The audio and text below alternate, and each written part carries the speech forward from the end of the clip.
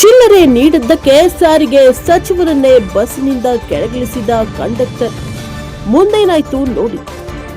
BMTC ವ್ಯವಸ್ಥೆ ಕುರಿತಂತೆ ಸ್ವಂತ ಅನುಭವದೊಂದಿಗೆ ತಿಳಿಯುವ ಸಲುವಾಗಿ ಸಾರಿಗೆಗೆ ಸಚಿವ ಬೈರತಿ ಸುರೇಶ್ ಶನಿವಾರ ಮಾಸ್ಕ್ ಧರಿಸಿ ಬಿಎಂಟಿಸಿ ಬಸ್ಗಳಲ್ಲಿ ಪ್ರಯಾಣಿಸುವ ಮೂಲಕ ರಿಯಾಲಿಟಿ ಚೆಕ್ ನಡೆಸಿದ್ರು.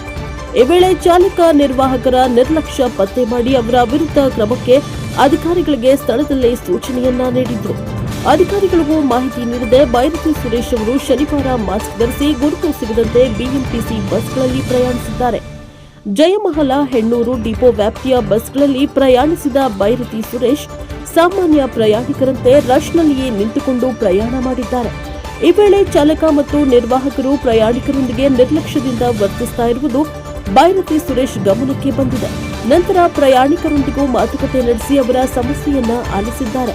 ರಿಯಾಲಿಟಿ ಚೆಕ್ ವೇಳೆ ಭೂಪಸಂದ್ರದಿಂದ ಹೆಬ್ಬಾಳಕ್ಕೆ ಬಸ್ ಒಂದರಲ್ಲಿ ಸಂಚರಿಸ್ತಾ ಇದ್ದಾಗ 2 ಟಿಕೆಟ್ ನೀಡುವಂತೆ ನಿರ್ವಾಹಕರಿಗೆ 100 ರೂಪಾಯಿ ನೀಡಿದ್ದಾರೆ. ಆದರೆ ನಿರ್ವಾಹಕ 12 ರೂಪಾಯಿ ಚಿಲ್ಲರೆ ನೀಡುವಂತೆ ಸೂಚಿಸಿದ್ದಾರೆ. ಸಚಿವರು ಮಾಸ್ಕ್ ಧರಿಸಿದ್ರಿಂದ ನಿರ್ವಾಹಕರಿಗೆ ಅವರ ಗುರುತು ಸಿಗಲಿಲ್ಲ. ನಿರ್ವಾಹಕರಿಗೆ ತಮ್ಮ ಬಳಿ ಚಿಲ್ಲರೆ ಇಲ್ಲ ಎಂದು ತಿಳಿಸ್ತಾ ಇದ್ದಂತೆ ಹಾಗಾದರೆ ಬಸ್ನಿಂದ ಕೆಳಗಿಳಿಯುವಂತೆ ನಿರ್ವಾಹಕರು ತಾಕೀತು ಮಾಡಿದ್ದಾರೆ. ಕೊನೆಗೆ ಸಚಿವರು ಎಂದು ತಿಳಿದ ನಿರ್ವಾಹಕ ಕ್ಷಮೆ ಕೇಳಿದ್ದಾರೆ. ತಮಗಾದ ರೀತಿಯಲ್ಲಿಯೇ ಚಿಲ್ಲರೆಗಾಗಿ ಪ್ರಯಾಣಿಕರನ್ನಿಂದ ಬಸ್ನಿಂದ ಕೆಳಗಿಳಿಸಲಾಗ್ತಾ ಇದೆ ಎಂಬುದು ಅರಿತ ಬೈರತಿ ಸುರೇಶ್ ನಿರ್ವಾಹಕರ ವಿರುದ್ಧ ಕ್ರಮ ಕೈಗೊಳ್ಳುವಂತೆ ಅಧಿಕಾರಿಗಳಿಗೆ ಸೂಚನೆಯನ್ನ ನೀಡಿದ್ದಾರೆ.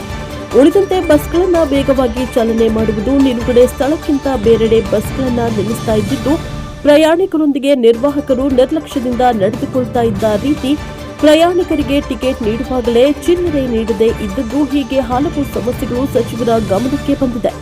ಪ್ರಯಾಣಿಕರೊಂದಿಗೆ ನಿರ್ಲಕ್ಷ್ಯದಿಂದ ವರ್ತಿಸ್ತಾ ಇದ್ದ ಚಾಲಕರು ಮತ್ತು ನಿರ್ವಾಹಕರ ಅಮಾನತಿಗೆ ಸ್ಥಳದಲ್ಲೇ ನಿರ್ದೇಶನ ದೊರೆತಿದೆ.